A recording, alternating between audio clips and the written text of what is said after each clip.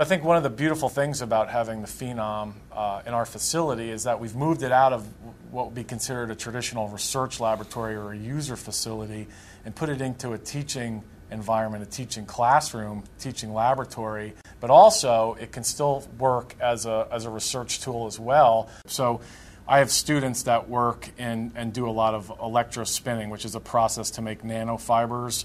And so you essentially use a high voltage, and you start out with a fluid, and that fluid will jet out onto a collector plate. And these fibers are typically on the orders of 100 nanometers. And so to give you a frame of reference, human hair is about 100 microns, or about 100,000 nanometers.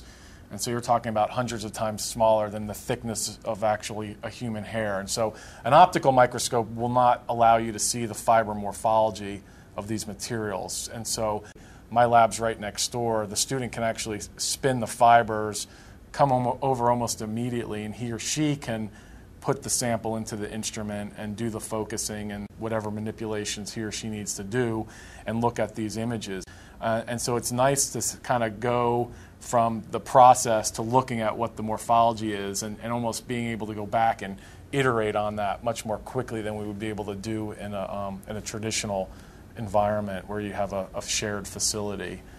So we've been doing fiber identification and teaching fiber identification with our undergraduate students here at NC State for many, many years. The FEI Phenom really makes things very, very much easier and with much greater detail of the individual fibers and provides a richer learning experience for our students in terms of really seeing the fine details of various types of fibers.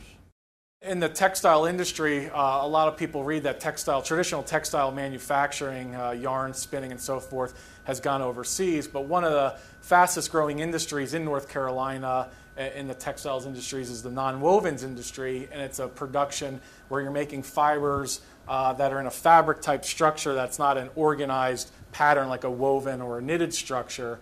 And so some of my research involves looking at nonwovens and special nonwovens. They're nanofibrous nonwovens. And here's an example of a couple of different images. And this is actually ongoing research in my laboratory.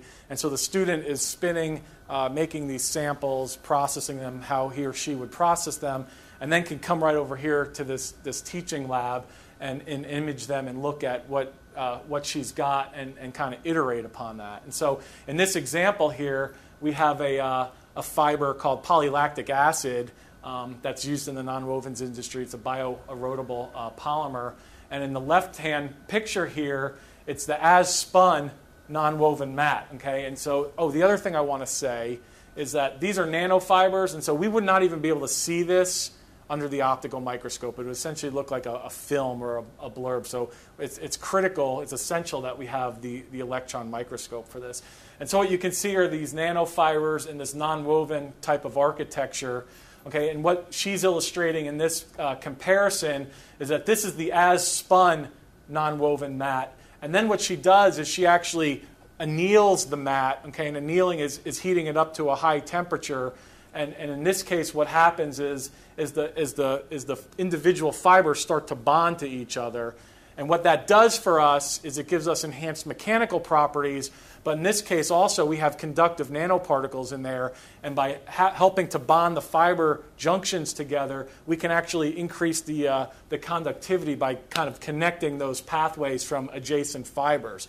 And so what you can see very nicely in this image is if you look at a fiber junction here, you can see they're discrete fibers that are overlapping. Whereas in this image, you can actually see really kind of the bonding taking place in this. And we can look at this as a function of temperature of annealing and time and then characterize the mechanical and electrical properties. And it's really what this student's master's thesis is going to be built all around this, and the SEM component's really critical to that.